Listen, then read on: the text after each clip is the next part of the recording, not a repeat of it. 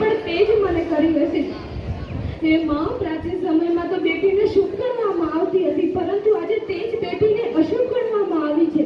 પરંતુ માં, આજે મને પણ થોડીક સાંભળજે. તે આ દુનિયામાં આવતા પહેલા જ મને આ દુનિયાથી દૂર કરી, ત્યારે તને જરાય વિચાર ના આવ્યો જે એક જન્મ મને મળવાનો હતો તે 84 લાખ અવતાર ભટક્યા બાદ મને આ મોકો મળવાનો હતો, પરંતુ તે તો એક પળમાં જ મને છીનવી લીધો. માં, મારે આવીને આ સરસ મજાની દુનિયાને જોવી હતી, મારે આ દુનિયાને જાણવી હતી, પરંતુ તે તો તારા સુખ ખાતર મારી આ બધી આશાઓ તોડી નાખી. શું ભાઈલા જ બધું હોય છે? શું બેટી તુલસીને ક્યારે નથી હોતી? પરંતુ માં, તમારા બધા માટે તો બેટી સાપનો જ ભારો છે. પણ માં, યાદ રાખજે, દીકરી વગરનું ઘર આત્મા વિનાના શરીર સમાન છે.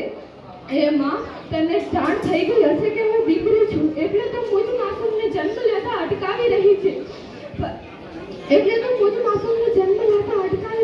મને તો આ સાંભળીને વિશ્વાસ જ નથી રહ્યો. તો હે મારી પ્યારી પ્યારી કોમળ હૃદય માં, તું આવું કેવી રીતે કરી શકીશ? પોતાની લાડલીના સુખોમાં શરીર પરથી વાટક પીડી એક માં કેવી રીતે સહન કરી શકે? બસ માં, તું એક વખત કહી દે કે મેં જે કંઈ સાંભળ્યું છે બધું જ ખોટું છે.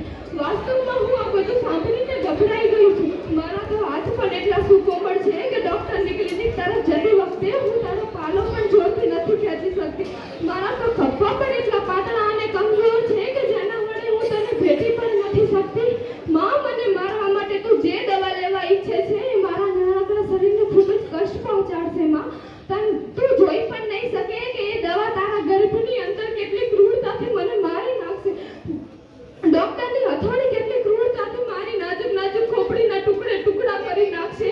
એની કાતર મારા નાજુક નાજુક હાથ પગને કાપી નાખશે. માં, જો આ દ્રશ્ય તું નિહાળતે તો આમ કરવાનો ક્યારેય વિચાર પણ ના કરત. માં, ક્યારેય વિચાર પણ ના કરત. બસ હવે કૃપા કરીને મને જન્મ લેવા દે.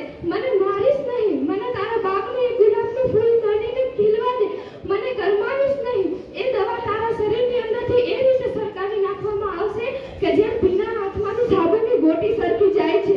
ભગવાન માટે માં, આમ ક્યારેય ના કરીશ. હું આ પત્ર એટલા માટે લખી રહી છું કે મારો તો હજી અવાજ પણ નથી નીકળતો.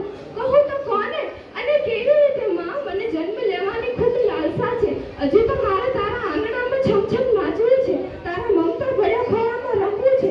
પણ તું ચિંતા ન કર, હું તારો ખર્ચ નહીં વધારું. ન લઈ આપતી મને ઝાંઝર. હું દીદીના નાના પડી ગયેલા ઝાંઝર પહેરી, હું ભાઈના નાના પડી ગયેલા કપડાથી શરીર ઢાંકી લઈશ. બસ માં, એક વખત મને તારે કોખેથી બહાર આવીને આ ચાંદ તારાથી ભર્યા આકાશના છત્ર નીચે જીવવાનો મોકો તો આપ.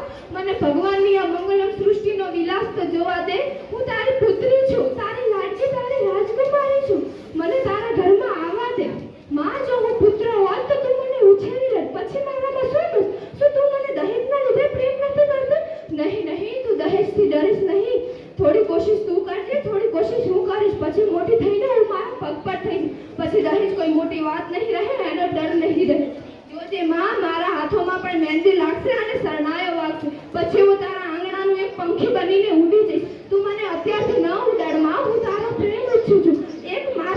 એક પુત્ર માટે કોઈ માસૂમ પુત્રીની બલિ આપવી એ કેટલી હદ સુધી યોગ્ય છે? આખરે મહાપાપ તારા અને તારા પુત્ર માથે જ જશે. નહીં નહીં, આમ ક્યારેય ન થવા દેતી માં. નહીં નહીં, આમ ક્યારેય ન થવા દેતી માં.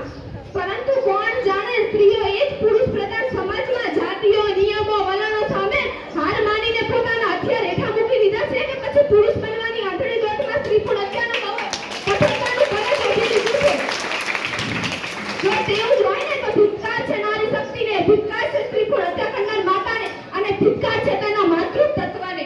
કારણ કે હું માનું છું ત્યાં સુધી કોઈ સ્ત્રીની ઈચ્છા કે મંજૂરી વગર કોઈ ડોક્ટર કે પુરુષની હિંમત છે કે તેની કોકને હાથ લગાવી શકે?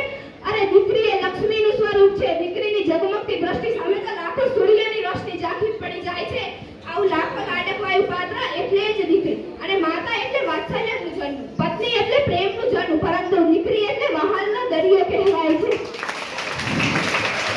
દીકરી દાદા, દાદી, માતા, પિતા, ભાઈ દરેકને સ્નેહના બંધનમાં બાંધે છે. એટલે જ દીકરીની વિદાય લેવા દરેકની આંખોમાંથી આંસુ વહે છે. અને દીકરી તો રૂની સમાજની મૂડી, દીકરીની નાની જિંદગી અધૂરી. દીકરીનું સમાજમાં જાળવો માં, જાતિ જાળવવા કદી ના કરાવે અધૂરા. મેં તો જોયા નથી માને બાપ હરુએ